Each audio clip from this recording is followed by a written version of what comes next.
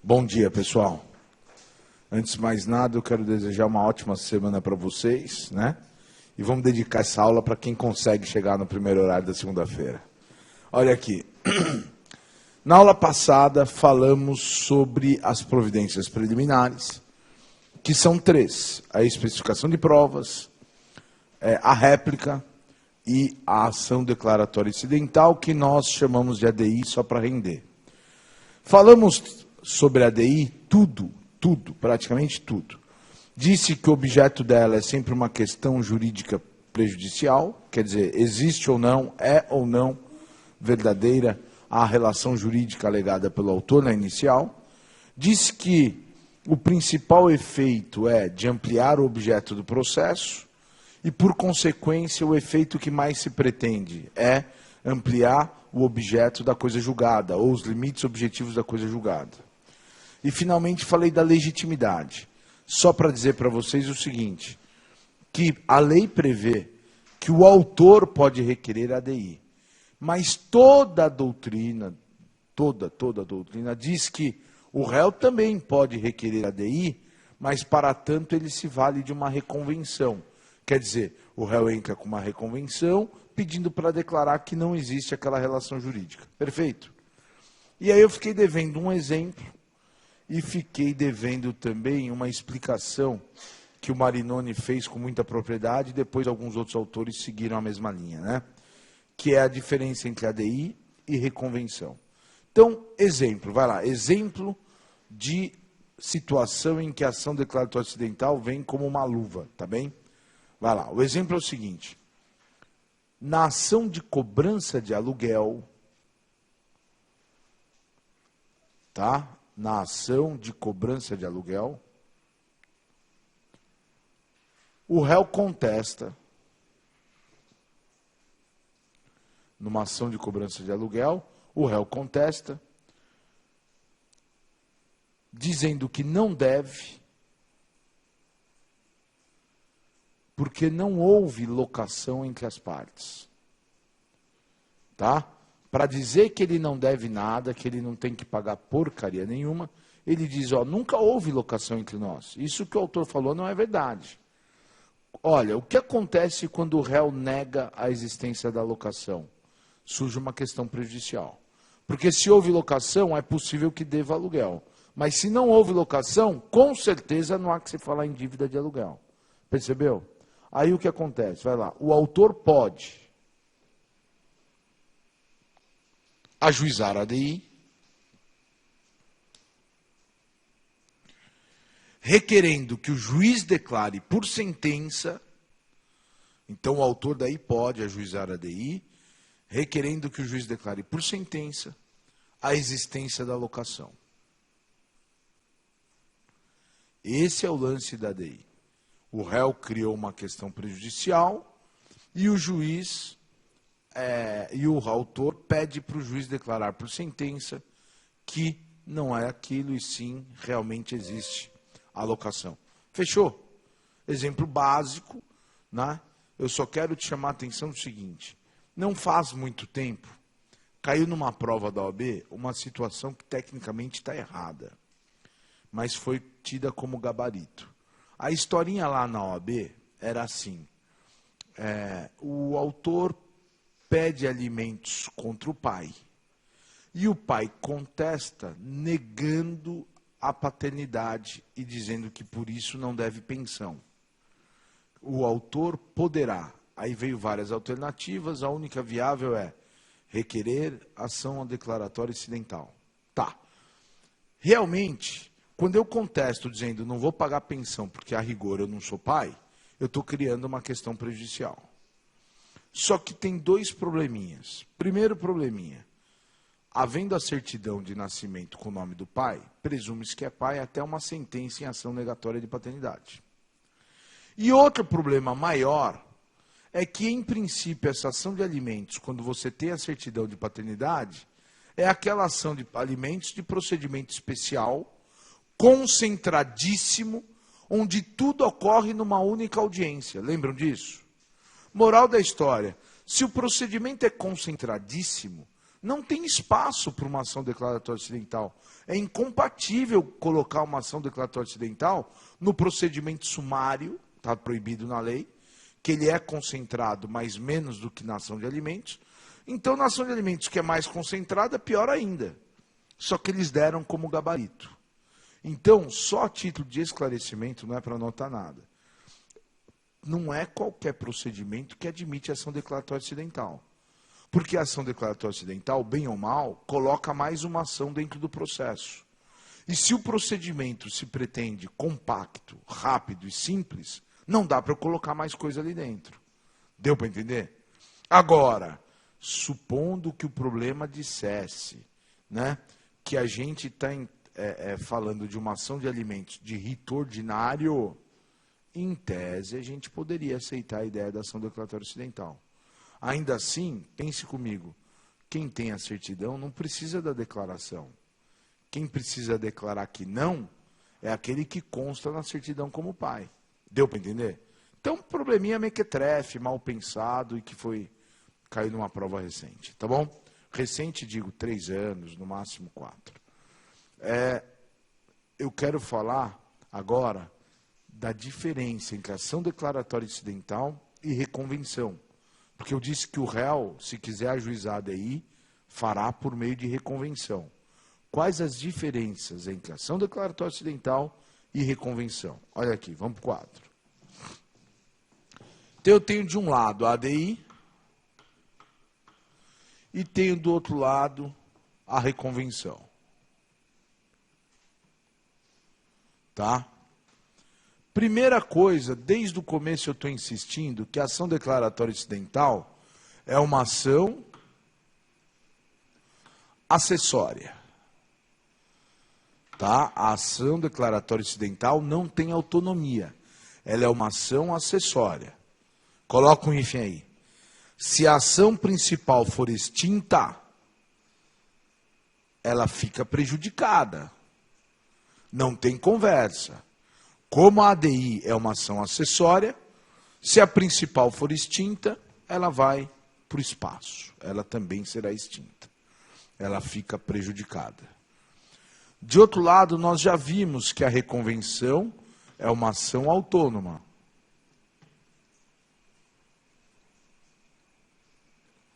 A reconvenção é uma ação autônoma. Extinta a ação principal, o processo continua com a reconvenção. Lembram disso? Com essa primeira diferença, a ADI é uma ação acessória e a reconvenção é uma ação autônoma. E se a principal for extinta, o processo continua em relação à reconvenção, eu já posso fazer uma primeira afirmação para vocês. Veja se é verdadeiro ou falso. A ação declaratória incidental do réu sempre terá autonomia. Verdadeiro ou falso? Verdadeira. Porque a ação declaratória incidental do réu tem que ser via reconvenção. Se tem que ser via reconvenção, ela acaba ganhando a autonomia que uma reconvenção tem. Equivale a dizer que quando o réu quiser ajuizar a ADI, ele vai ajuizar uma reconvenção, pedindo para declarar aquilo que não existe alocação. E aí deixa de ser acessória, como seria a do autor. Deu para entender? Raciocinaram comigo? Segunda diferença. Olha aqui. 2. A ADI pressupõe contestação. Por que ela pressupõe contestação? Criando a questão prejudicial. Se o réu não contestar, não vai ter nenhuma questão prejudicial no processo. Então, a ação declaratória incidental tem como requisito lógico a contestação do réu, criando a questão prejudicial. Tá claro? E a reconvenção? A reconvenção independe de contestação. Lembra quando eu dei aula de respostas do réu, que eu disse que às vezes você resolve nem contestar a ação do autor, que é muito fraquinha, e já entra com uma reconvenção para estourar com tudo? Pode, é uma estratégia, porque a reconvenção não depende de contestação, mas a ADI depende. Beleza? Outra coisa, terceiro, de acordo com a doutrina, quem tem legitimidade para a ADI? Olha aqui, tanto o autor como o réu podem requerer ADI. Tá? O autor pode ajuizar a ação declaratória incidental em 10 dias e o réu pode requerer ADI via reconvenção, certo? Agora, a reconvenção, só o réu tem legitimidade. O único cara que pode reconvir é o réu. Só o réu tem legitimidade. Última diferença importante apontada também pelo Luiz Guilherme Marinoni é o seguinte: 4.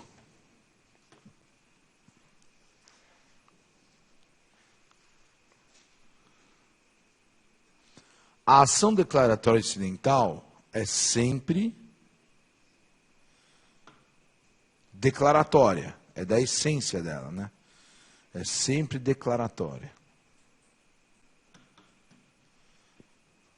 Tá? E a reconvenção?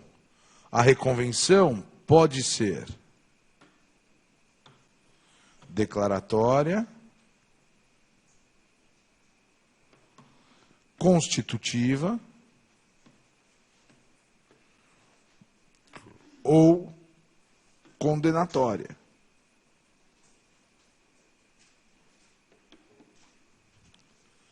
Declaratória, constitutiva e condenatória. Beleza? Então, para um pouquinho, olha para a lousa e escuta. Quando eu digo que a ADI do réu será uma reconvenção, eu acabo dando para a ação declaratória incidental todos os contornos de uma reconvenção. Mas isso não quer dizer que reconvenção e ação declaratória sejam a mesma coisa. Mas só significa que o único meio, a única forma do réu requerer ADI é através de uma reconvenção.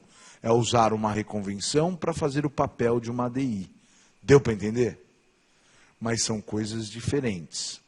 Eu só quero que você pule uma linha e coloque uma última observação. Vamos lá? A observação é a seguinte: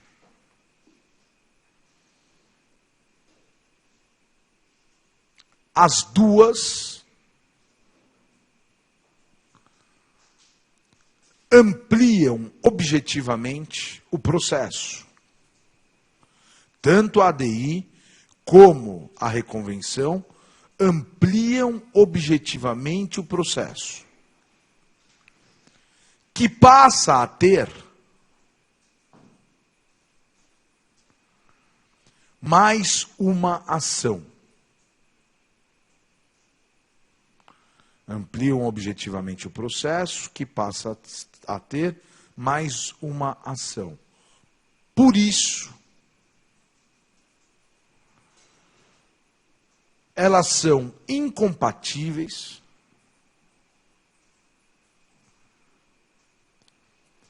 com os procedimentos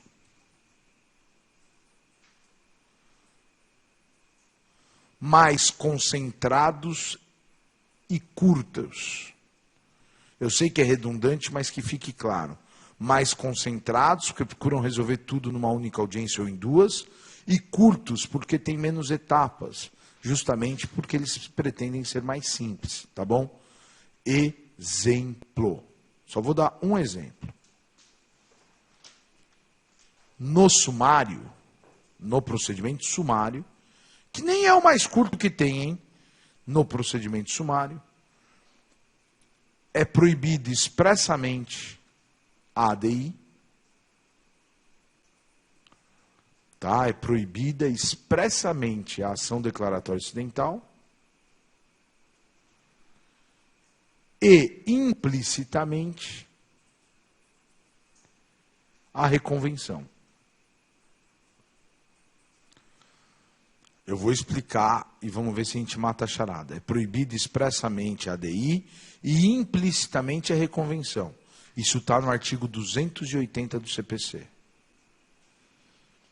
E vou te explicar uma última diferença entre ADI e reconvenção. Vê se dá para você perceber. Espera um pouquinho. Várias vezes eu disse para vocês assim, ó. Se no sumário é proibido coisas mais simples, a reconvenção também é proibida, porque ela é mais complexa.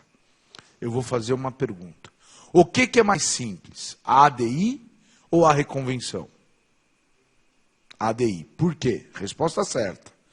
Já ganhou meio ponto. Vai lá, falta mais meio. Vai lá.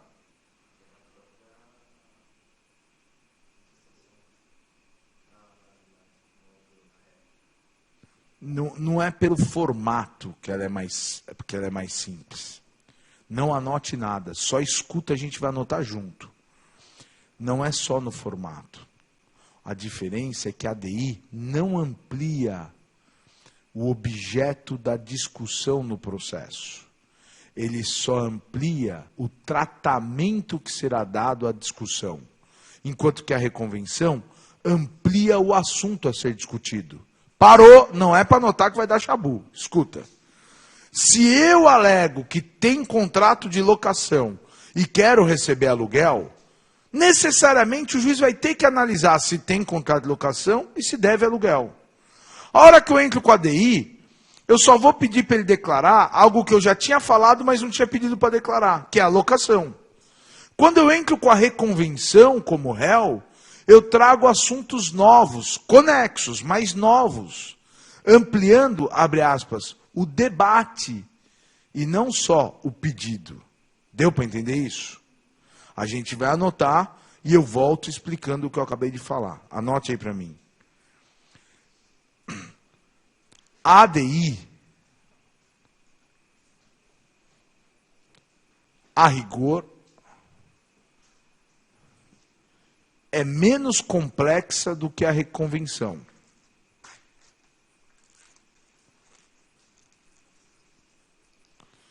A ADI, a rigor, é menos complexa que a reconvenção. Porque ela amplia o objeto do processo,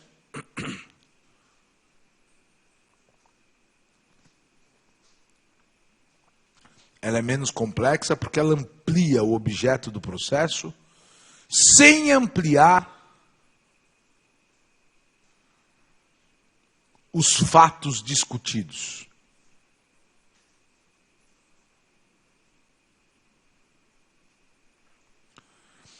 Enquanto a reconvenção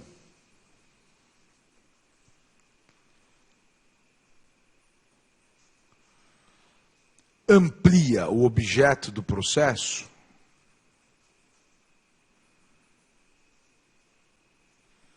também ampliando a cognição no sentido horizontal. Também ampliando a cognição no sentido horizontal. Porque traz fatos novos.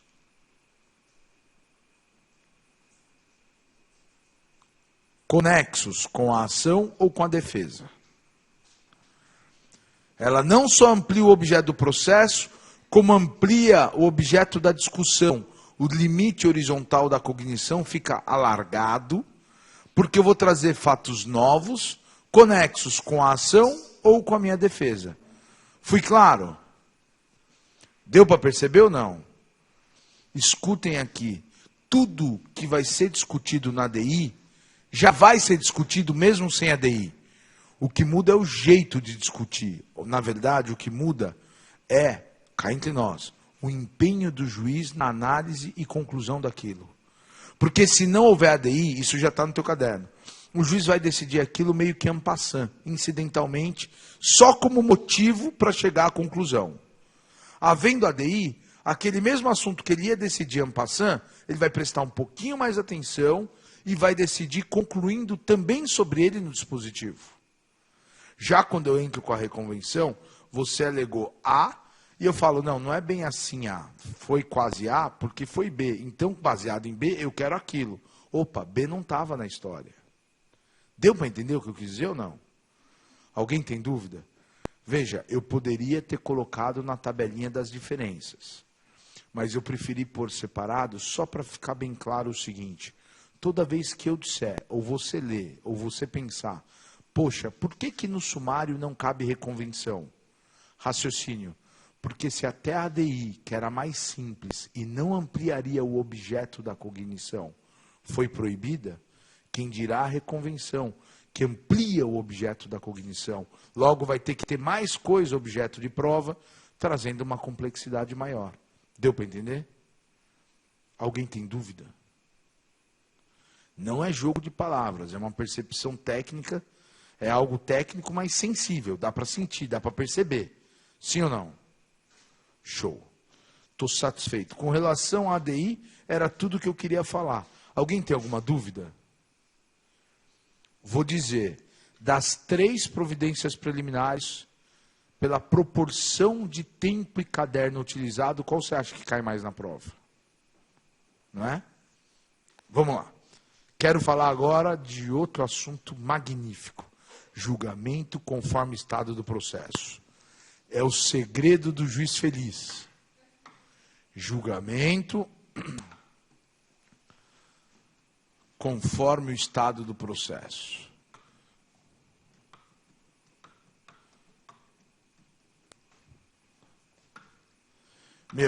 A partir de hoje, começa a reparar o comportamento e a fisionomia dos juízes.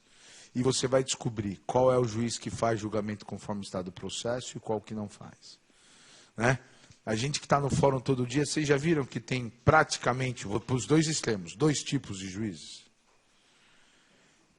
Tem aquele que geralmente almoça no restaurante por quilo do fórum, não é? Porque ele chega de manhã e vai embora bem tarde, levando o processo para casa.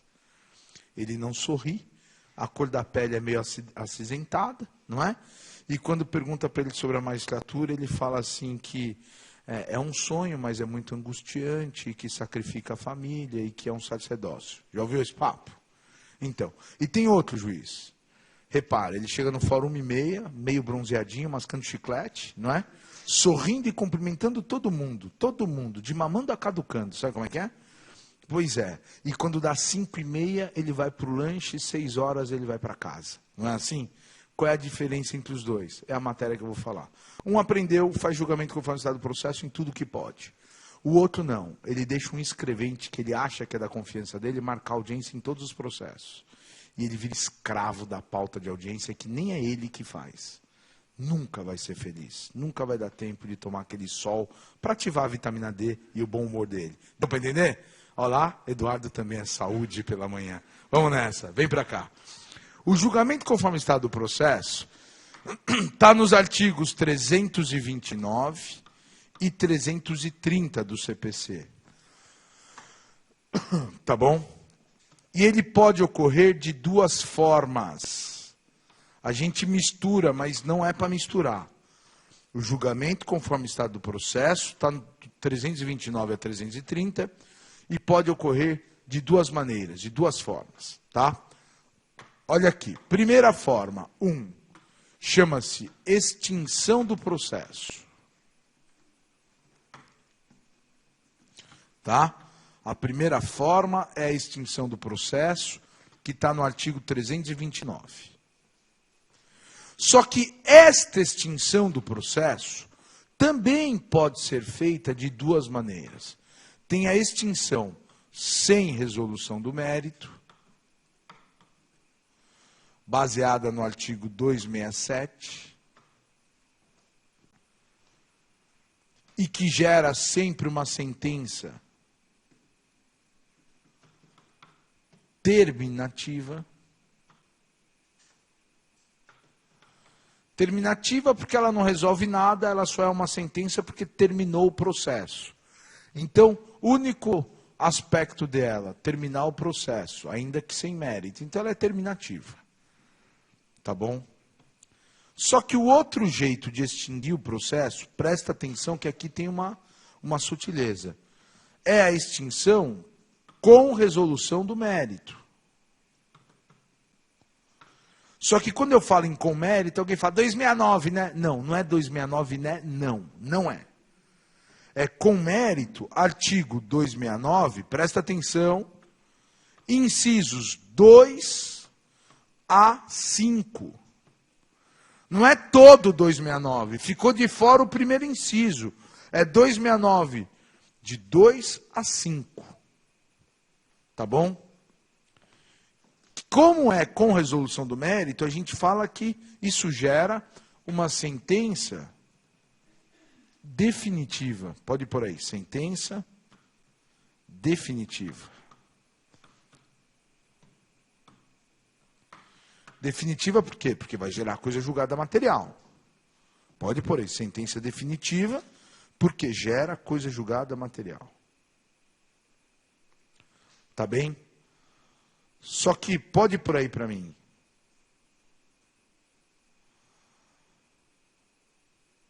A rigor, a extinção com mérito, a rigor, a extinção com mérito,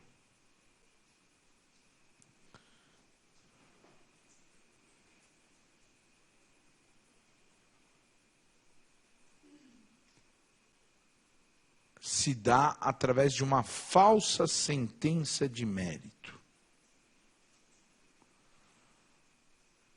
Tá? Coloca entre aspas, falsa sentença de mérito.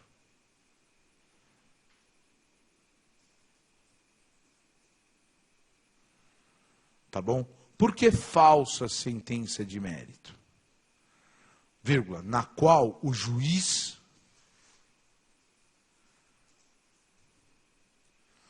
apenas homologa a autocomposição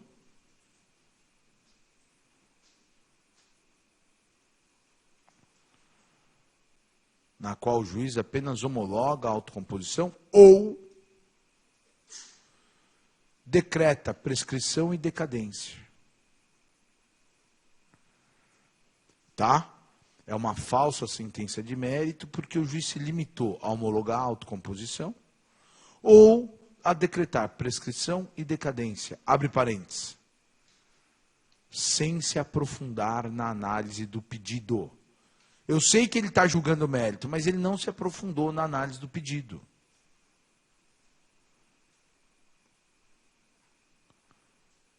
Tudo bem? Para um pouquinho. Ó, conhecendo o juiz como a gente já conhece, você sabe que o juiz adora fazer uma sentença bonitona, não é? E levar no lanche para mostrar para os amigos dele, não é assim? Se orgulha, ele traz na faculdade, né? Conta que ele decidiu. Pergunto, você acha que quando o juiz apenas diz assim, ó, tendo em vista a renúncia do direito pelo autor, julgo extinto feito com resolução do mérito. Tendo em vista o reconhecimento do pedido pelo réu, julgo extinto com resolução do mérito. Ou quando ele só coloca assim, ó, homologa o acordo para que produza efeitos legais, 269 e tal. Ou então, analisando os autos, verifico que já decorreu o prazo necessário para a prescrição, razão pela qual julgo improcedente a ação. Essas sentenças, naquela planilha, sabe aqueles relatórios que o juiz tem que mandar para a corregedoria? Constam como sentenças resumidas. Por quê? Porque é 3, 4 linhas. O cara que quer ser juiz até gosta dessa sentença porque livra de trabalho mais complicado. Mas não é esse o tesão da vida do cara. O tesão da vida do cara é pegar e analisar e dizer quem tem razão e quem não tem. Não é isso que acontece aqui. Deu para perceber? Por isso que a gente chama de extinção e não de julgamento. Porque apesar de estar enfrentando o mérito, estar resolvendo o mérito, não é aquele julgamento de quem quer ser juiz, fecha os olhos e imagina um dia a dia no fórum, o que você pensa fazer? É dando umas puta decisões importantes. Não é 2 linhas botando fim ao processo, ainda que gere coisa julgada. Concorda comigo? Moral da história. A extinção é isso. Ainda que resolva o mérito, são sentenças curtas, que não se aprofundam em todo o pedido, seja porque as partes resolveram, seja porque deu pressão em decadência e não precisa se aprofundar. Matou antes. Está claro isso? Alguma dúvida? Não. Então tá. Agora, voltando para o quadro. De outro lado, a gente tem outra forma de julgamento conforme o estado do processo. E essa é a minha predileta. Eu vou até pôr um vermelho aqui em homenagem ao meu gosto por ela. Ó. É o julgamento antecipado da lide. Essa aqui é melhor ainda. Porque aqui o cara dá vazão àquele sonho dele, aquela vaidade, aquele exercício de poder que todo juiz tem que ter mesmo, né? E sempre com mérito, quer dizer, sempre resolvendo o problema das partes. Ela se baseia no artigo 330 do CPC. Tá bom? E também pode ocorrer em duas hipóteses. O julgamento antecipado da lide do 330 do CPC pode ocorrer em duas hipóteses. Só que eu vou inverter, tá bom? Segunda hipótese. Quando houver revelia com presunção de veracidade. Falei primeiro desse item 2 porque ele não exige explicação, porque isso já está no teu caderno. A primeira hipótese em que o juiz julga antecipado a lide é no caso de revelia com presunção de veracidade. Abre parênteses. Que torna desnecessária a produção de provas. Não foi isso que a gente viu no encontro passado? Revelia com presunção de veracidade, acabou, julga. Não precisa produzir prova. Tudo bem? Ou então, agora um.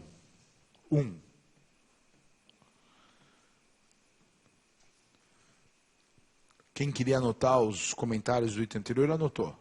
Vamos para frente. Quando a matéria é só de direito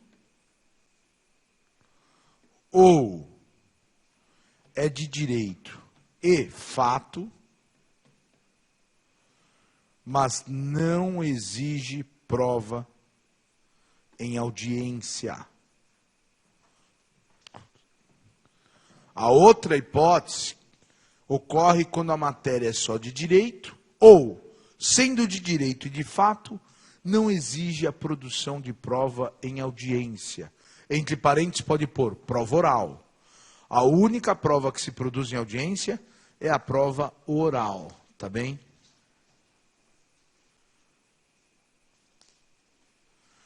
Tranquilo? Joia. O que acontece aqui? Primeira coisa, vai lá. Quando a matéria é só de direito,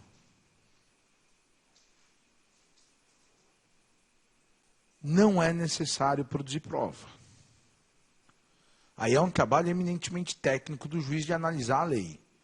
Quando a matéria é só de direito, não é necessário produzir prova.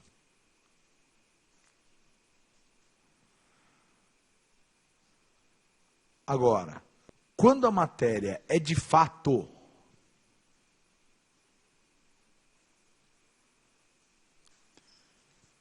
e a prova é exclusivamente documental,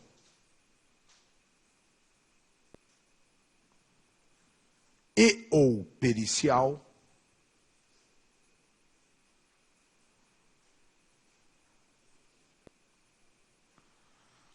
após as provas,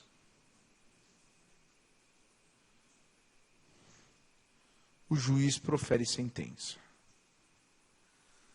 Após as provas, o juiz profere sentença. Tá bem? Pessoal, sabe aquelas ações que tramitam na vara da Fazenda Pública e na vara federal, discutindo sobre legalidade, constitucionalidade ou hipótese de incidência de tributo? Isso tudo é tese jurídica. Não precisa provar nada. Tem que parar e pensar. Pode ou não pode? É ou não é uma das hipóteses previstas para a incidência do tributo? E aí, você mata a charada sem precisar de provas. Tem que ler, pensar e concluir. Agora, se envolve fatos que não dá para provar por perícia ou documento, você vai ter que marcar audiência, não tem que falar em julgamento antecipado. Por exemplo, quando a gente pega uma ação de despejo por falta de pagamento, ela não é só matéria jurídica, ela envolve fato. Qual fato? Pagamento. Só que como 99% das vezes o pagamento é comprovado por documento, ou é o recibo, ou é o depósito na conta do locador, o que acontece? Depois da contestação, se não juntou documento e não alegou excepcionalmente que tem que provar por outro meio, o juiz decide. Juntou documento, ganhou. Não juntou documento, perdeu. Acabou a conversa. Deu para entender? Não tem dilação probatória, não tem produzir prova em audiência. Está claro isso? Duas coisas importantes. Primeira delas, vai lá. O julgamento antecipado da lide é sempre baseado no artigo 269, inciso 1 do CPC. Tá? O julgamento antecipado da lide é diferente da extinção, porque ele é sempre baseado no artigo 269, inciso 1 do CPC, por meio de uma sentença de mérito genuína. Tá? 2691, por meio de uma sentença de mérito genuína, na qual o juiz analise em profundidade o pedido do autor. Tá? Então, uma sentença de mérito genuína, na qual o juiz analisa em profundidade o pedido do autor, acolhendo ou rejeitando. Coloca só um O, acolhendo ou rejeitando o. Pronto, matou a frase. Acabou. Perfeito? Então, eu nunca entendi. Entende agora. Extinção com mérito, sentença de mérito fajuta. Julgamento antecipado da lide, sentença de mérito legítima, genuína. É aquela que vai pro lanche mostrar para os colegas. Deu para entender? Ou deixa eu ver como é que você argumentou. Aí o cara tá lá, tudo argumentadinho, bonitinho. Essa é bacana. Tá claro? Outra informação, pula 2 linhas. O julgamento conforme o estado do processo, voltei para o gênero, hein? O julgamento conforme o estado do processo permite ao juiz proferir sentença sem que o processo tenha percorrido todas as etapas normais. Tá? A gente fala julgar conforme o estado que está o processo, né? Porque ele ainda não percorreu todas as etapas normais. Então, permite ao juiz dar sentença sem que o processo tenha percorrido todas as etapas normais. Perfeito? Joia. Isso ocorre logo após a contestação e eventual réplica. Esse julgamento, conforme o estado do processo, pode ocorrer logo após a contestação e eventual réplica, ou em qualquer momento posterior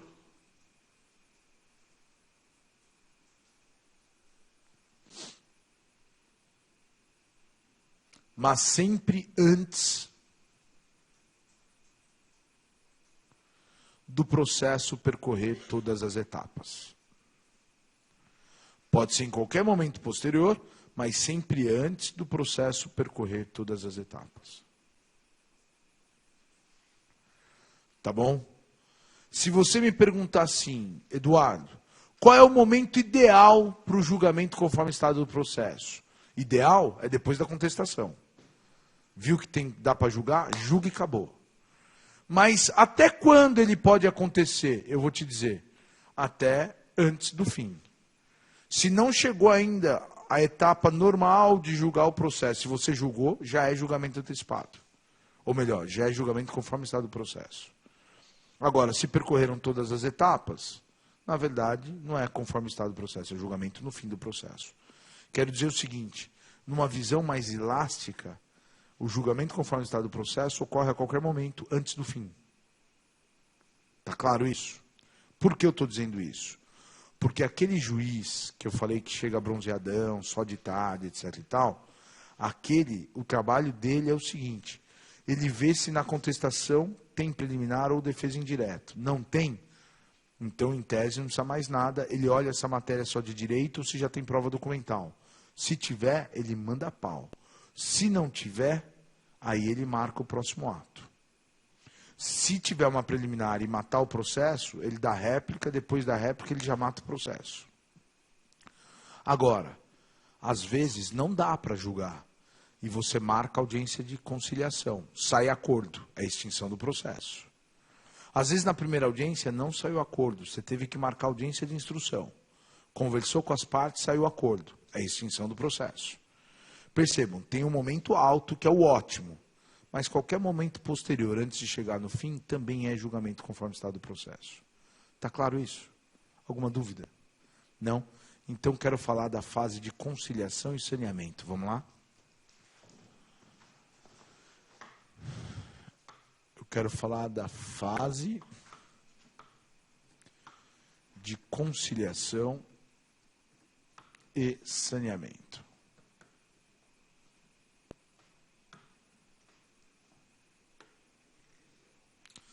Primeira informação importante. Essa fase de conciliação e saneamento, vai lá, em regra, é oral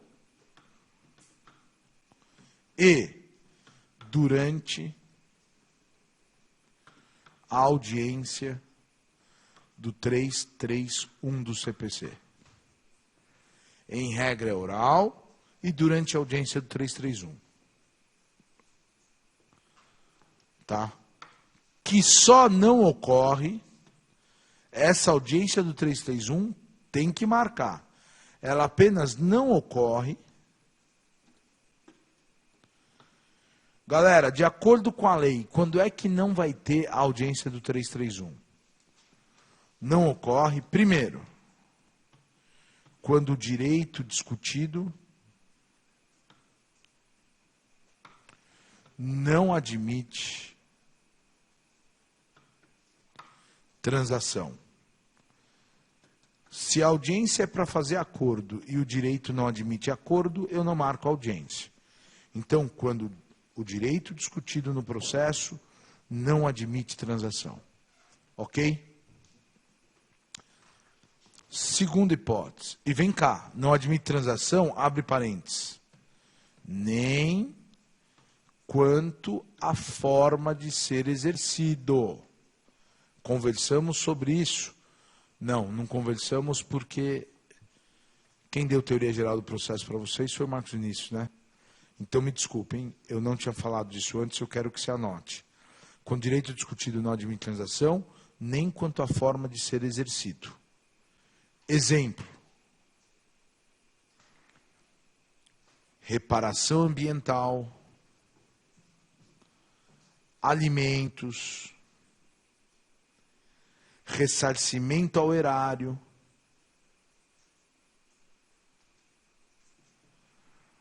admitem acordo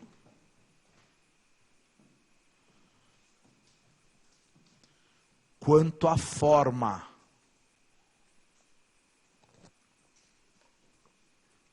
Embora indisponíveis na essência.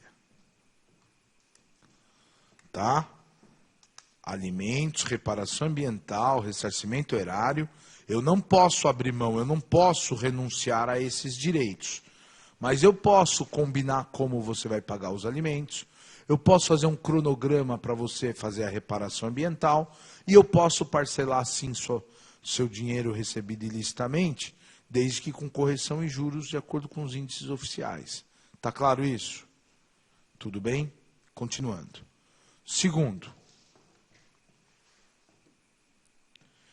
quando for improvável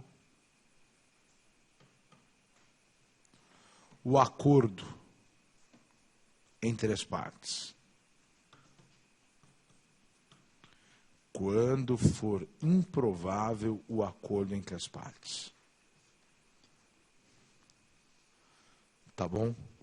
Aliás, quanto a essa segunda hipótese, eu quero uma observação. Observação.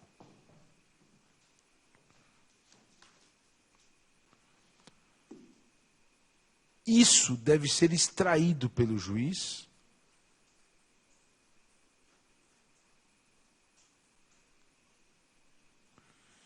tá? Isso deve ser extraído pelo juiz do comportamento das partes.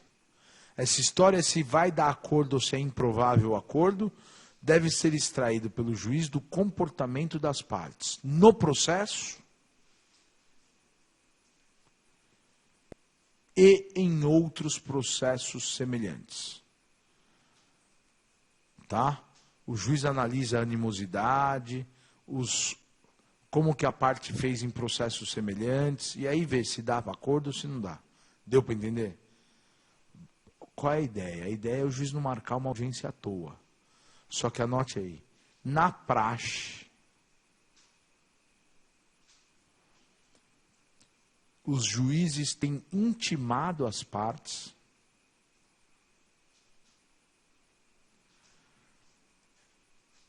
para que digam se tem interesse na conciliação. Né? Em vez do juiz fazer uma análise no meio da correria lá, que realmente é difícil, na praxe eles têm dado um despachinho. Digam às partes se tem interesse na audiência de tentativa de conciliação. Né? E é óbvio, basta um dizer que não, você não vai marcar audiência, porque basta um chato para não dar acordo. Concorda comigo?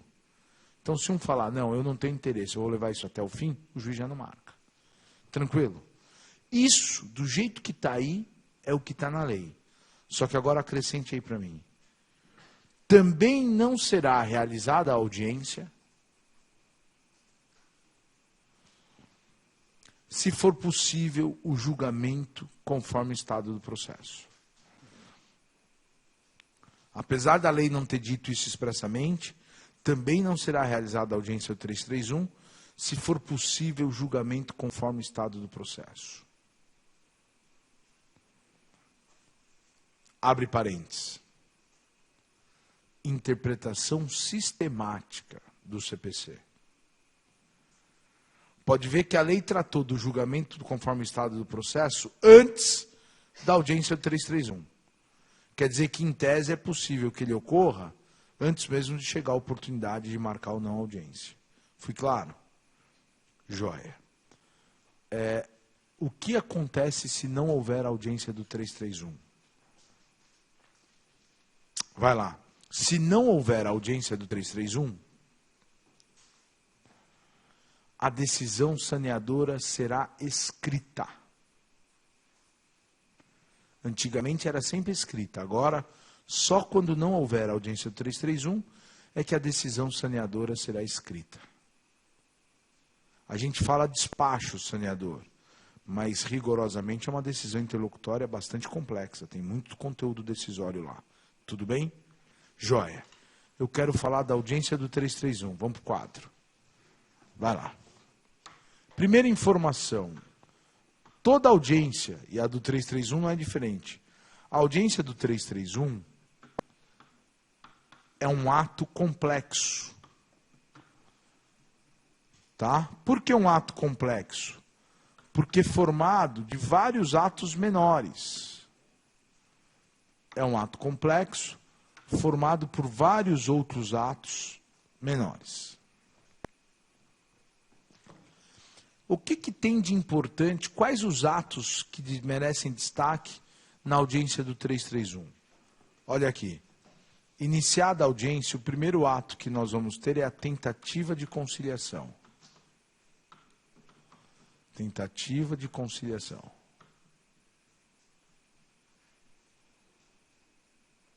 Galera, pensa aqui comigo, não precisa nem anotar. Se der acordo, extingue o feito. E se não der acordo? Próximo passo. Não deu acordo. Qual é o próximo passo? 2. O saneador. Tá bom? Se a gente for ver no sentido bem técnico e estrito, anote aí para mim. Sanear é verificar e providenciar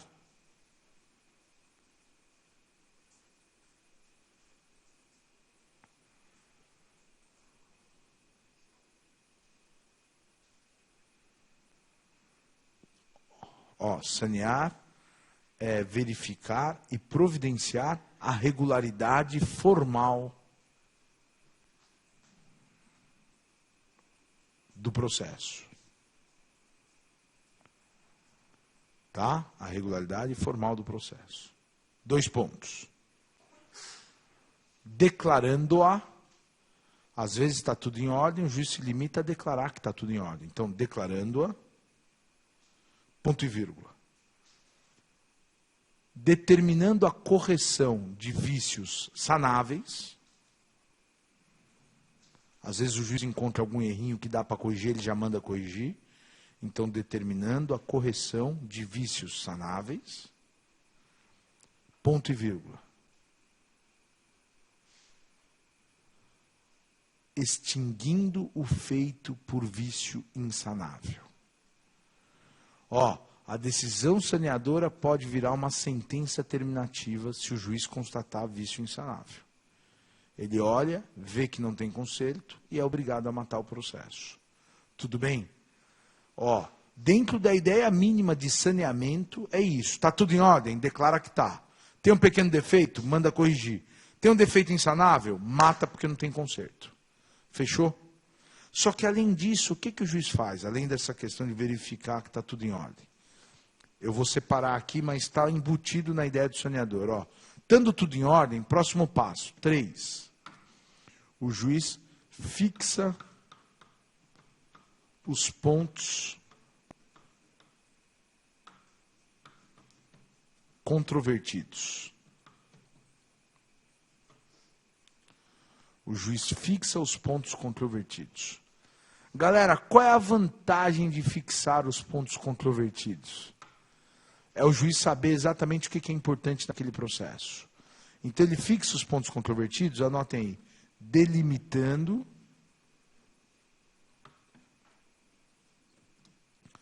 o objeto da prova. Tá? É ali que ele vai ver o que tem de debate, do debate o que é importante e o que tem que ser provado. Quando o juiz faz isso aqui, sabe para que serve? Serve de guia. Primeiro, para ele só deferir as provas que são necessárias e pertinentes. Não anota. Segundo, para ele determinar de ofício alguma prova necessária que ninguém pediu. E terceiro, para na audiência ele não deixar as perguntas idiotas serem formuladas. O que seriam perguntas idiotas, na minha versão popular? Tudo que não seja importante para os pontos controvertidos. Que às vezes as partes querem resolver toda a vida delas num único processo. E, na verdade, controvertido para aquele processo é só isso e aquilo. Todo o resto, indefiro porque é impertinente. Ou seja, é o juiz na rédea ou o juiz segurando na sela. Já viu criança andando no cavalo, que só segura na sela, o cavalo faz o que quer? É a mesma coisa. É o juiz que não fixa os pontos controvertidos. Deu para entender? Você que nunca viu um cavalo, né? Porque é da capital paulista, cavalo é aquele quadrúpede, né?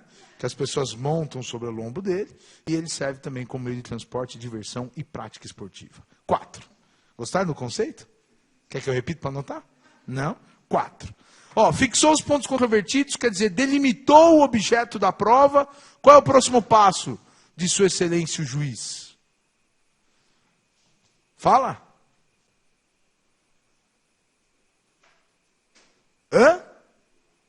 Isso, presta atenção, ele defere as provas, que você já pediu, lembra que você especificou?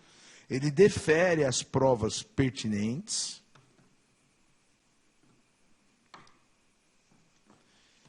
e presta atenção num detalhe. E pode determinar de ofício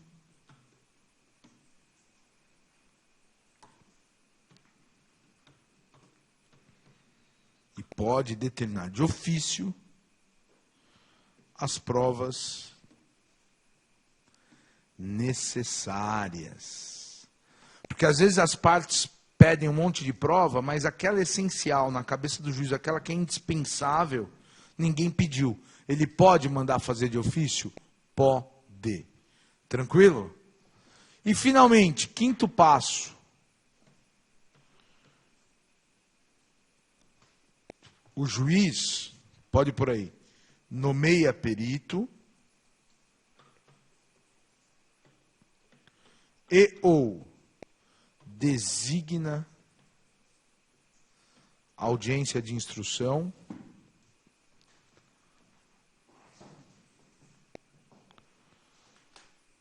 se necessárias, ou melhor, se necessário.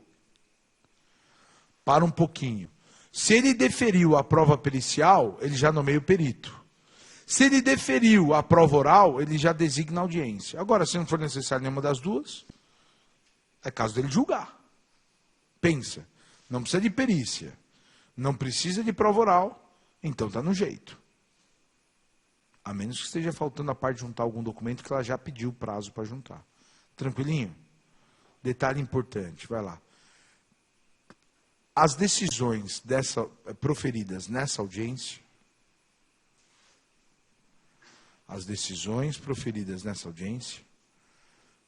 admitem agravo escrito.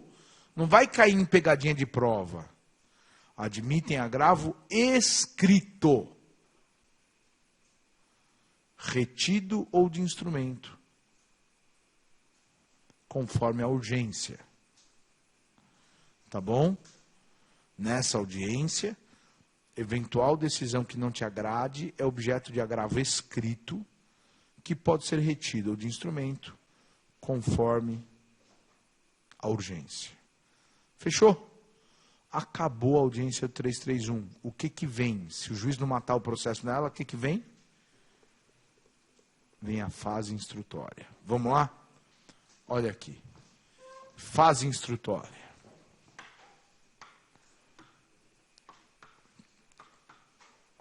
A fase instrutória, todo mundo sabe.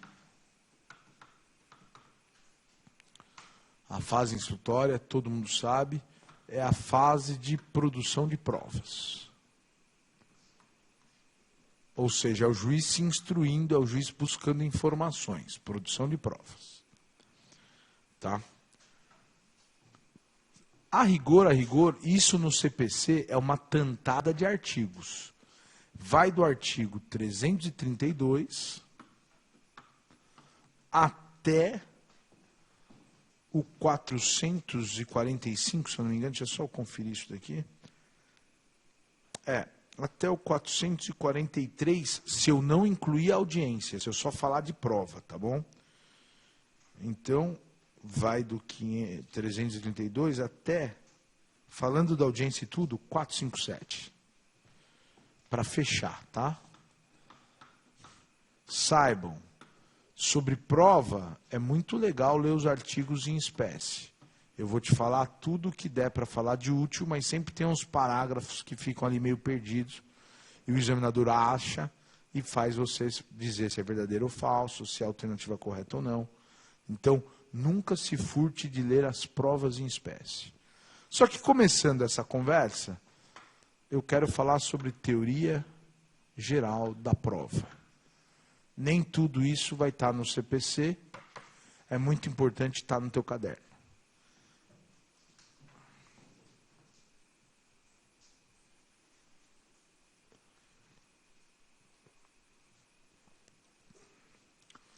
Primeira coisinha é a gente ter um conceito de prova. O que é prova, hein, galera?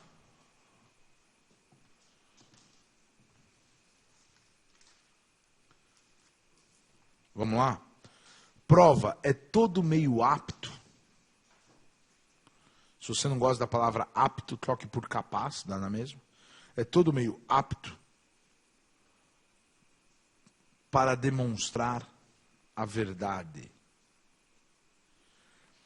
Prova é todo meio apto ou capaz de demonstrar a verdade. Beleza? Eu fico com muita vontade de falar a verdade dos fatos. Só que às vezes também é a verdade do direito. A gente vai ver isso daqui a pouco. Tá bom? Aliás, daqui a pouco não, agora. Objeto da prova. Vai lá. 2. Objeto da prova. Só não me deixem perder a conta. Eu vou parar com o quadro, mas vocês me ajudem. 2. Objeto da prova. O que é objeto da prova? Pode pôr aí. Em regra, são os fatos. Se a gente levar ao pé da letra a ideia de que o juiz conhece o direito, eu só tenho que provar os fatos. Tudo bem? Só que pode pôr aí. Ponto. Excepcionalmente, será necessário provar o direito. Normalmente, eu só tenho que provar os fatos. Mas, excepcionalmente, é necessário provar o direito municipal, estadual,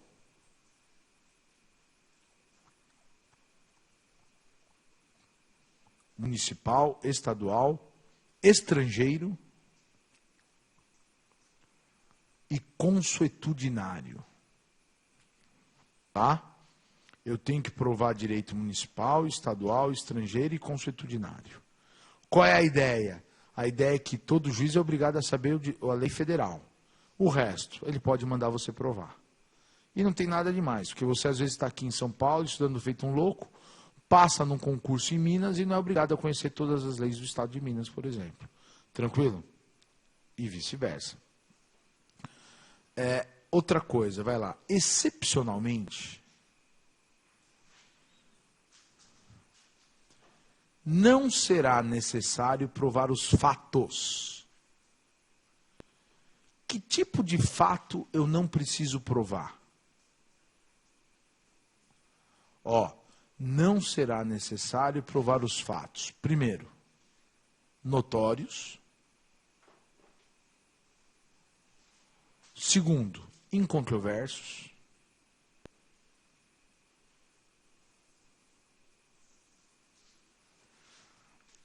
Confessados.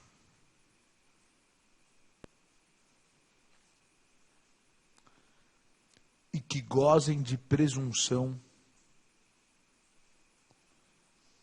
de existência ou veracidade. Tá? E que gozam de presunção de existência e veracidade. Bom, cá entre nós, eu acrescentaria o seguinte, também não é necessário provar fatos irrelevantes para a causa. Mas a lei só falou desses aí.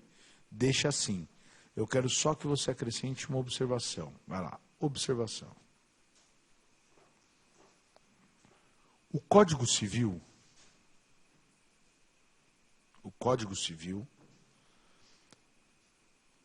diz que a presunção é um meio de prova. Se você for lá no Código Civil, você vai perceber que lá a presunção aparece como meio de prova. Mas a rigor, não é. Ponto. O que é a presunção? Pode pôr aí. A presunção é um raciocínio lógico. A rigor. A presunção é um raciocínio lógico indutivo, pelo qual, partindo-se de um fato provado, a presunção não é meio de prova, é só um raciocínio lógico indutivo, pelo qual, partindo-se de um fato provado, conclui-se... Pera. Do lado de fato provado, ou em cima, escrevam aí. Partindo de um fato provado, entre parênteses, indício. O fato provado é aquilo que dentro da lógica, dentro da doutrina, a gente chama de indício. Partindo de um fato provado, chamado indício, né, conclui-se sobre um fato não provado.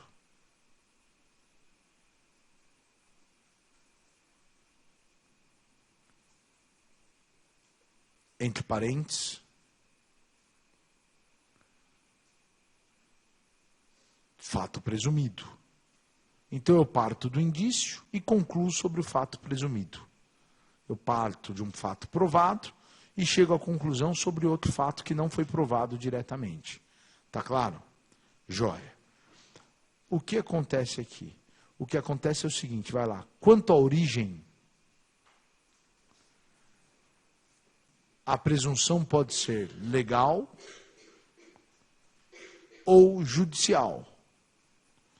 Se eu pensar na origem, se eu pensar em quem fez o raciocínio, a presunção pode ser legal ou judicial. Conforme o raciocínio seja feito pela lei ou pelo juiz. A lei cria muitas presunções, tá? Então, quando o raciocínio todo é feito já pela lei, é presunção legal. Quando o raciocínio é feito pelo juiz, é presunção judicial. Tudo bem? Gostaria só de te lembrar do seguinte, que a lei, no casamento, ela impõe o dever de fidelidade. Então ela presume que todo filho concebido durante o casamento é do marido. Ponto final. Né? E durante muito tempo, no passado, isso era uma presunção absoluta, que você não tinha a menor chance de provar o contrário. Tá bem? Hoje já não é tão absoluto assim. Hoje, graças ao DNA, isso ficou relativizado. Mas eu quero continuar dizendo o seguinte, vai lá. Quanto aos efeitos, então, quanto à origem, legal ou judicial. Quanto aos efeitos, a presunção pode ser absoluta ou relativa. Tá? Quanto aos efeitos, a presunção pode ser absoluta ou relativa. A presunção absoluta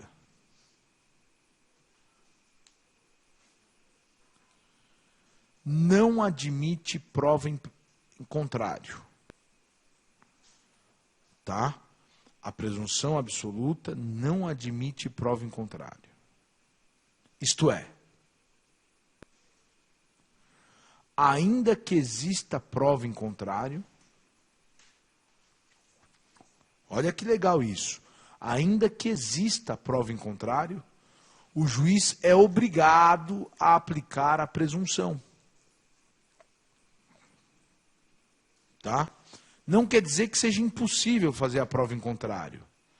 Quer dizer que é impossível o juiz não aplicar a presunção. Ainda que exista a prova em contrário, o juiz é escravo da presunção, ele tem que aplicar a presunção. Tá claro?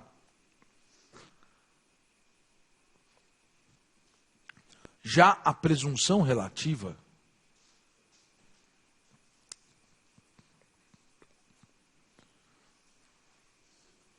admite prova em contrário. Quando é presunção relativa, é possível e o sistema admite prova em contrário. Tá bem? Antes de eu arrematar, uma observaçãozinha. Vai lá, observação. As presunções judiciais são sempre relativas. As presunções judiciais são sempre relativas. E devem levar em conta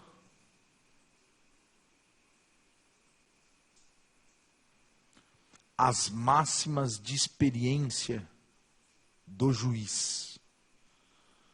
A presunção judicial, que é sempre relativa, deve levar em conta as máximas de experiência do juiz. O que é máxima de experiência do juiz? Coloca um hífen aí.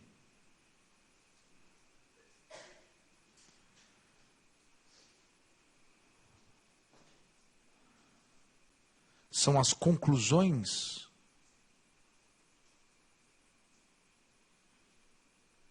que decorrem daquilo que ordinariamente acontece. Máxima de experiência são aquelas conclusões que a gente tem, fruto da observância daquilo que ordinariamente acontece. Para um pouquinho só e presta atenção. Nas investigações de paternidade, lá atrás, os juízes perceberam que geralmente o cara que devia não ia fazer exame de sangue porque ia ter revelado a paternidade com certeza. E como ele não tinha conveniência na certeza, ele preferia ser condenado na dúvida do que na certeza. Né? Basta pensar no cara casado que fez filho fora do casamento. É mais fácil dizer para a mulher que ele só é pai por uma injustiça do juiz do que realmente ele pulou a cerca, concorda comigo? Então é melhor ser condenado porque não foi para o exame do que com 100% de certeza por causa do DNA. Aí o juiz começou a dizer o seguinte, peraí, com a recusa injustificada, né, levada àquela máxima de experiência de que quem não deve não teme, me leva a acreditar que ele é o pai e está com medo de assumir. E condenou. Isso o que é? Foi uma conclusão que se formou com o passar do tempo observando que geralmente o cara lutava e quando ia era ele mesmo. E quando não ia é porque é ele mesmo, mas ele não queria dar de mão beijada a prova. Moral da história, isso durante muito tempo foi uma presunção judicial. Qual? Quem se recusa a fazer exame é pai. Só que detalhe, a presunção judicial foi tão coerente que ela virou presunção legal. Hoje está no CPC, de maneira genérica, o seguinte, quando a parte não se sujeita à perícia, presume-se que está provado aquilo que se pretendia demonstrar com a perícia. Ponto final. Deu para entender? Mas isso tudo foi fruto da experiência dos juízes, que vêm do dia a dia, perceberam que era assim. Por isso que a gente fala máxima de experiência. Tá bom? Agora, tudo isso para concluir o seguinte, pega a caneta vermelha. A presunção que dispensa o fato de prova, lembra que tudo começou lá. A presunção que dispensa o fato de prova é só a presunção legal e absoluta.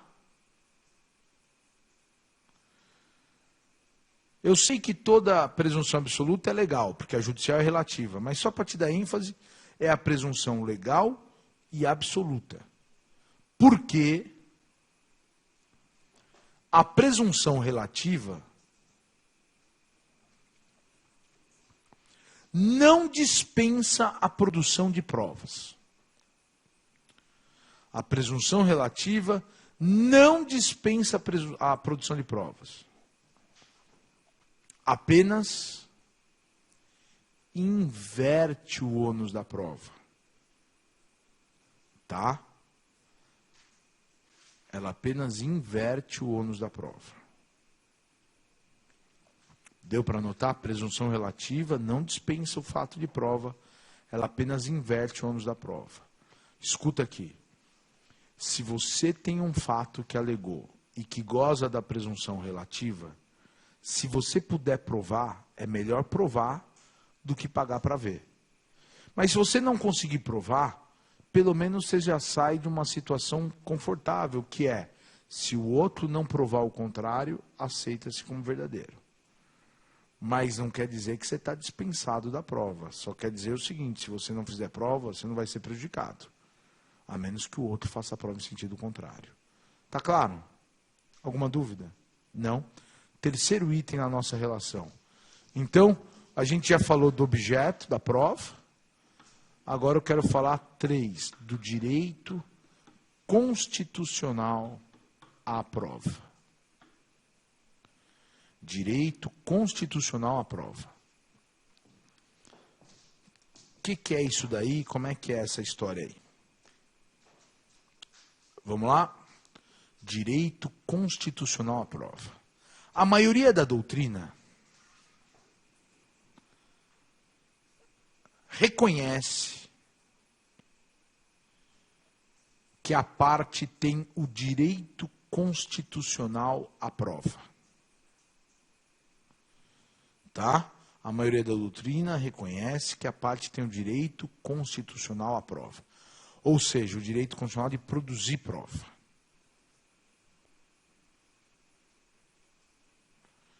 A maioria hoje fala, ó, produzir prova é um direito constitucional. Mas é um direito implícito, está na Constituição, mas é implícito e decorre de 3 garantias constitucionais. Esse direito à prova existe, a maioria é categórica, mas não está expresso, ele está implícito e decorre de 3 garantias constitucionais. 2 pontos. Primeira delas, acesso à justiça. Né? Eles entendem que a garantia de acesso à justiça contém aí o direito de provar. Eu já explico. Segundo, devido processo legal em contraditório. Eu só falei em contraditório para dar ênfase, né? Devido processo legal em contraditório. E terceiro, ampla defesa. Tá bom? Ó, qualquer análise que você faça dessas 3 garantias constitucionais, você tem que ter dentro dela o direito à prova. Porque pensa um pouquinho, olha só. Se eu tenho direito de acesso à justiça, quer dizer, levar ao juiz o meu conflito para ele solucionar, eu tenho que ter o direito de provar tudo que eu estou falando, senão o juiz não vai decidir bem. Se eu tenho o devido processo legal em contraditório, o meu contraditório pressupõe negar e provar que o que foi dito não é verdadeiro. Foi dito pela outra parte. E ampla defesa com todos os meios e recursos a ela inerentes também envolve a produção das provas necessárias para me defender. Moral da história, não dá para ter acesso, não dá para ter devido processo legal, não dá para ter defesa sem direito à prova. Logo, o direito da prova está claro, apesar de implícito, dentro dessas 3 garantias. Meu, ninguém discorda. O que acontece é que pouca gente fala expressamente. Pouca gente não, nem todos falam expressamente. Fechou? Acontece o seguinte. Vai lá, e tem 4. Limitações ao direito à prova. Limitações ao direito à prova.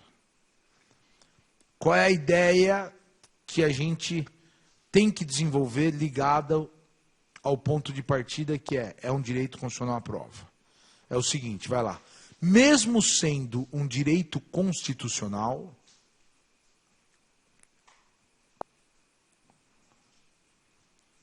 o direito à prova não é ilimitado.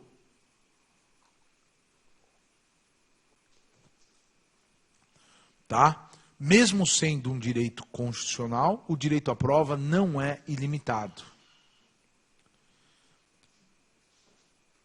E sofre limitações que decorrem de regras constitucionais. Ele sofre limitações que decorrem de regras constitucionais de proteção a outros direitos. Tá? Quem gosta de direito constitucional já matou essa charada, sabe que tem que fazer ponderação, às vezes um cede, às vezes outro cede. Tudo bem?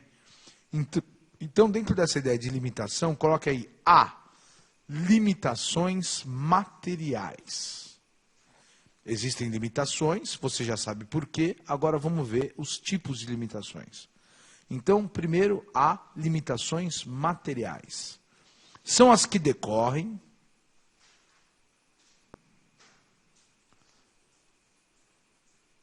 das regras constitucionais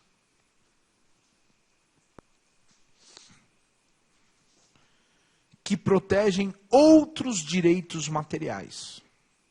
As limitações materiais decorrem das regras que protegem outros direitos materiais. Exemplo. A proibição de prova ilícita. A proibição de prova ilícita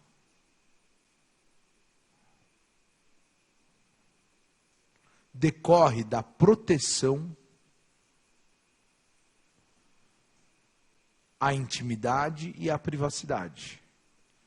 né? Quando a própria Constituição proibiu provas ilícitas, foi no sentido de proteger a intimidade e a privacidade em certos contextos. Tudo certo?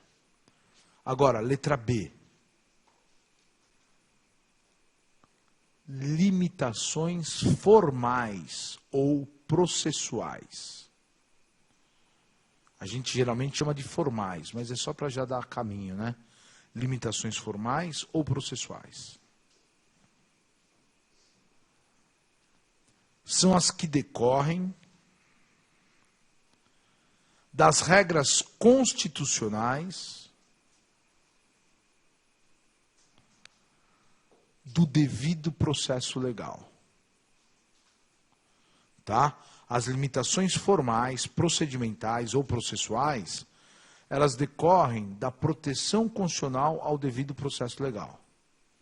Exemplo. Tamo junto ou disparei? Não? Então vai lá. Tamo junto. O exemplo é o seguinte. A preclusão limita o momento da prova no processo. Tá? Ouçam isso. A preclusão limita o momento da prova no processo. Para garantir a duração razoável do processo.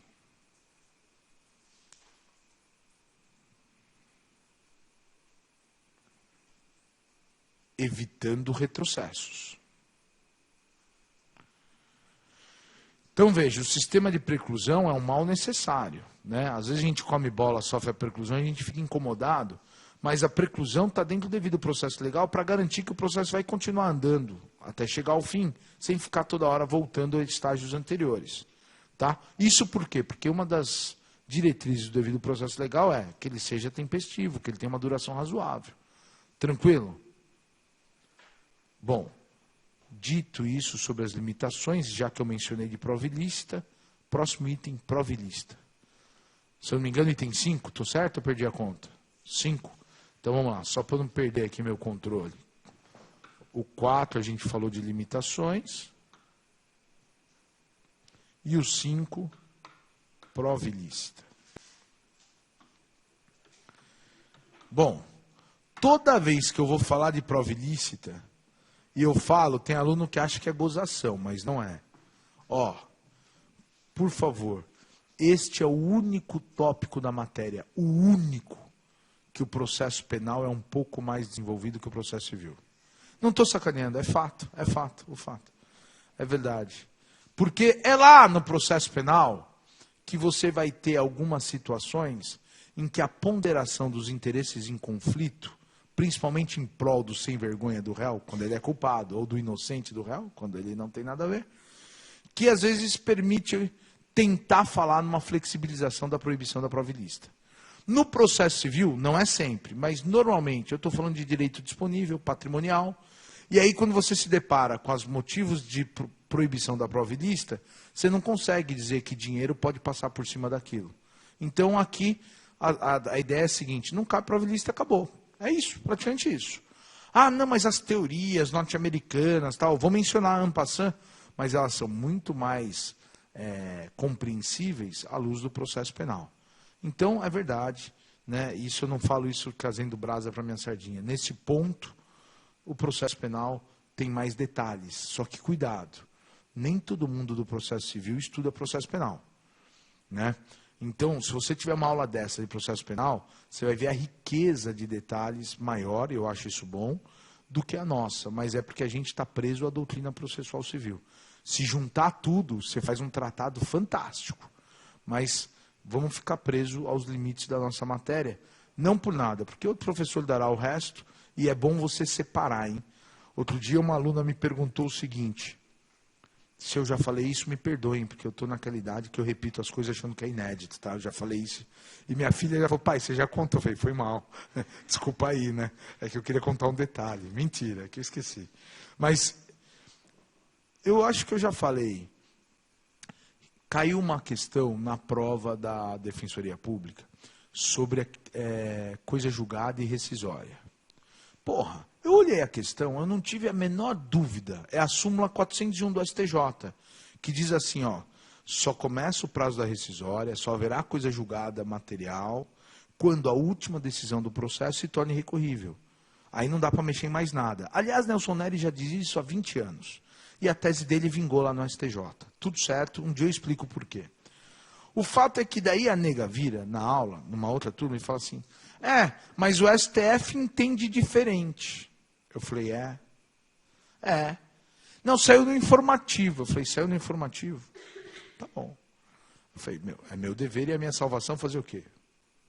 Buscar essa porra desse informativo. Vou achar essa meleca. Não, a gente olha tudo, mas às vezes, vai que eu não... Pum, achei. Só que, porra, qual foi o caso que saiu no informativo admitindo coisa julgada parcial? Vou fazer outra pergunta. Qual foi o julgamento mais notório do STF até hoje, onde se admitiu coisa julgada parcial? Mensalão, a famosa ação 470, não é? Então, vem cá, tudo certo, é verdade. Lá, para poder expedir o mandado de prisão da galera, admitiu-se a coisa julgada parcial. Vocês lembram disso? Fala assim, ó, o que não é objeto dos embargos, já prende. E mesmo como os embargos só tratam desses crimes, já prende pelos outros. Né? O Brasil ansiava por algo, não é? Pois é. Tudo bem. Pergunto, a ação 470 admitiu-se coisa julgada parcial. Realmente, cada ministro fez um adendo lá, votando e mostrando por que ele aceitava. Muitos argumentos eu posso usar no processo civil. Mas eu pergunto, a ação 470 foi cível ou foi criminal? Foi criminal. Foi criminal. E a súmula 401 do STJ se aplica ao cível ou ao crime? Como ela fala de rescisória, e não existe rescisória no crime, só pode ser no cível. Aí, esse é o problema de quem estuda muito e acaba sem querer juntando o que não é para juntar. No processo penal, sempre houve, pelo menos na prática, a admissão da coisa julgada parcial. Basta você olhar a certidão de qualquer processo que acabou, vem assim, transitou para o MP, dia tal. Transitou para a defesa, 5 anos depois que a defesa recorreu, o MP não recorreu. Você condena o cara não gosta, ele apela, mas você condenou, não apela. Então, para você, acabou. Não dá para piorar a situação do réu. Mas a do réu pode melhorar, não é assim? Por que eu estou falando tudo isso? Porque, veja, eu sei que os argumentos para admitir uma coisa julgada parcial ou progressiva é processual, serve para os dois. Só que eu entendo o que fizeram lá no 470, eu entendo como é feito no processo penal, só que no processo civil o STJ fez uma opção diferente. Quando você está fazendo uma prova de processo civil, você tem que pensar no mundo do processo civil. E lembrar, por favor, olha o que eu vou dizer, que vocês são muito mais ecléticos do que eu e qualquer examinador. Vocês estudam 17 matérias ao mesmo tempo. Vocês têm aula, vocês têm apostila, vocês têm, enfim, material na cabeça e conhecimento de 17 coisas. Eu não. Eu sei processo civil e olhe lá. O examinador, às vezes, nem processo civil sabe. Ele recebeu lá como honra ao mérito a banca e faz as perguntinhas com base em algum livreto que ele tem ou código. Ou seja, sabe essa história do procedimento de cruzar as informações? Você só deve usar, escute o que eu estou dizendo. Primeiro, quando você não tiver informação específica. Segundo, quando você tiver certeza de que isso vai enriquecer uma questão escrita ou quando expressamente o examinador provocar você na fase oral. Porque tem examinador na fase oral que ele começa assim, ele é o de processo penal. Aí você responde as perguntas de civil e processo civil e vem para ele. Dele vira e marca uma coisa que você falou lá e fala assim, doutor, agora há pouco o senhor mencionou aí coisa julgada, né? Explica para mim, pensando no processo penal agora, o que é coisa julgada? E aí ele faz o link, então ele está provocando o cruzamento. Porque o que ele quer saber é se o que você respondeu lá vale aqui ou não. Fora isso, vá compartimentado, porque a prova é compartimentada. Deu para entender o que eu estou dizendo? É só por isso que eu disse, nessa parte o processo penal é mais rico, mas fique com as ideias pobrinhas da gente e use as riquezas do processo penal lá, naquele ambiente escuro que é o processo penal. Tá bom? Então vai lá. Dito isso, e eu fiz com toda a isenção de quem só quer o bem de vocês, tá bom? E é verdade. Eu quero falar de prova ilícita. Vamos lá? Primeira coisa, né? Tô falando da minha doutrininha pobre, vocês vão ver como ela é pobre, tá bom? Vai lá. Existem duas espécies de prova ilícita. De acordo com a minha doutrina processual civil, nessa parte empobrecida, existem duas espécies de prova ilícita. 2 pontos. Quando o meio de prova é ilícito,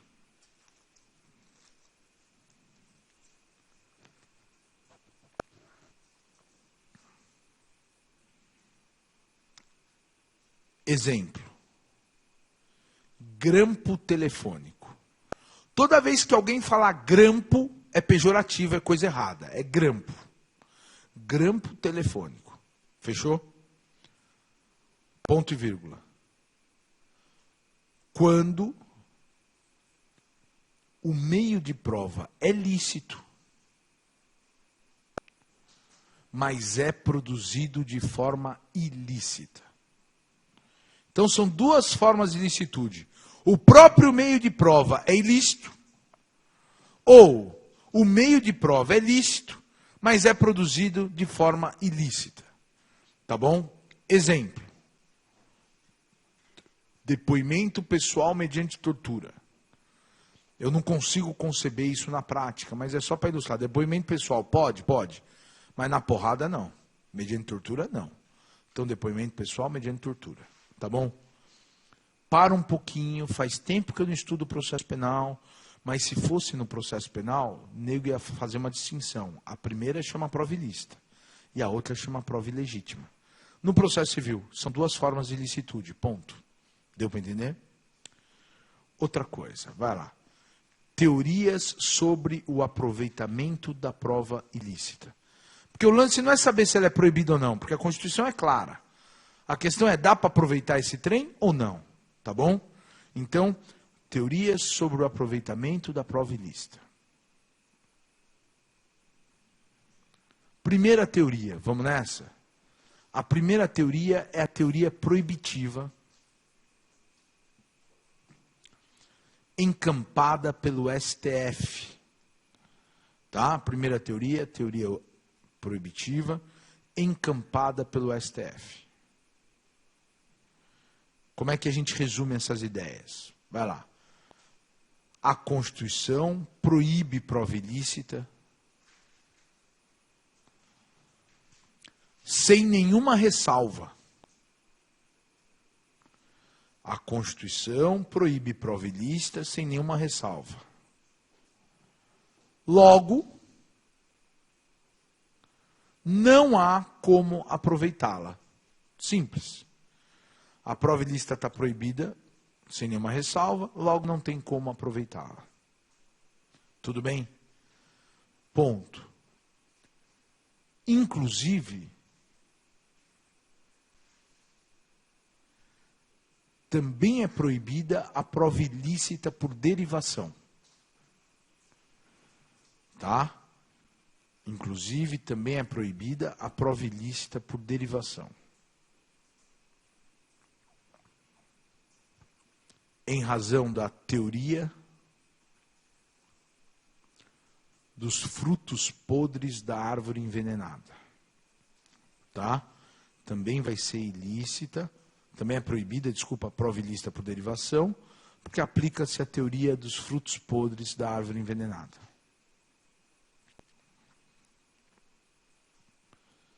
Exemplo.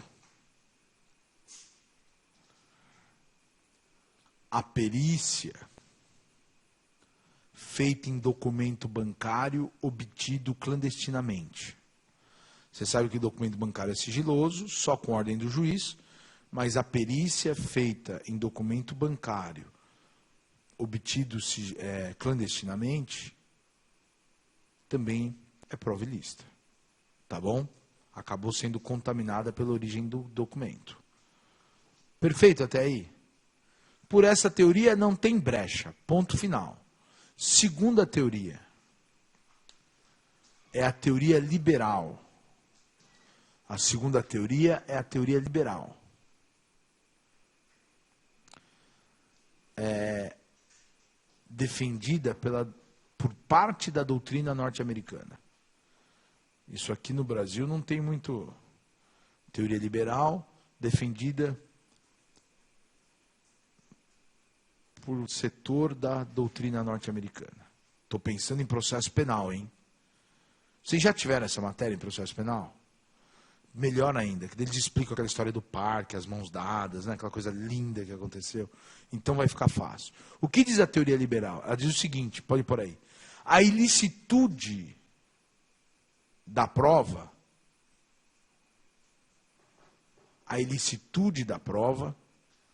só contamina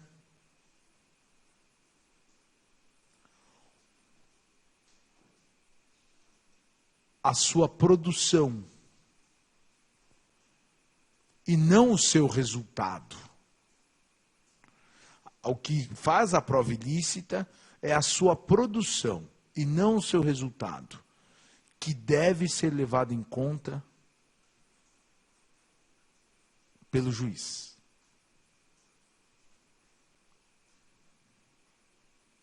Tá bom? Para um pouquinho. Essa teoria tem desdobramentos que não me cabe aqui tá trazendo justamente porque ele tem mais a ver com o processo penal. Porque daí uma das ideias é, se poderia provar por outro meio, então é admitido o que se provou da forma ilícita. Né? Eu já penso o contrário, se dá para provar por outro meio, arranca a prova ilícita dali, pune quem fez e prova do jeito certo. Só que aqui, ó o raciocínio é sedutor, hein? Eu grampeei teu telefone praticando um crime, mas que você falou, você falou.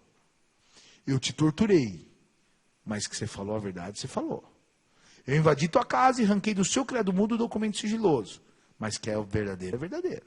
Veja, o problema dessa teoria é que ela é um pouco sedutora quando você está no poder. É que quando você inverte o papel e você é a vítima da situação, você percebe o seguinte, não tem como você ser, vamos dizer assim, sair dessa situação. Vira um processo em que os fins justificam os meios. Para chegar na verdade vale tudo. Tá bom?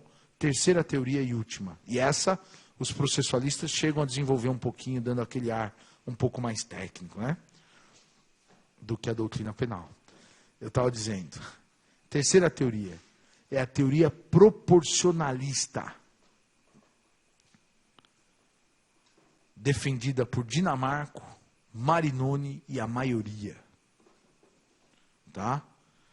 Teoria proporcionalista, defendida por Dinamarco, Marinoni e a maioria. Tá bem?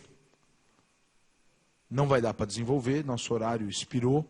Vou parar por aqui. Na aula que vem eu já entro explicando a teoria proporcionalista. Tá bom? Alguma questão, galera? Alguma dúvida? Não? Então, um bom dia para vocês que estão aqui no presencial, para vocês que estão aí nas nossas unidades satelitárias. E reitero, uma ótima semana, tá bom? Até o próximo encontro. Tchau, tchau.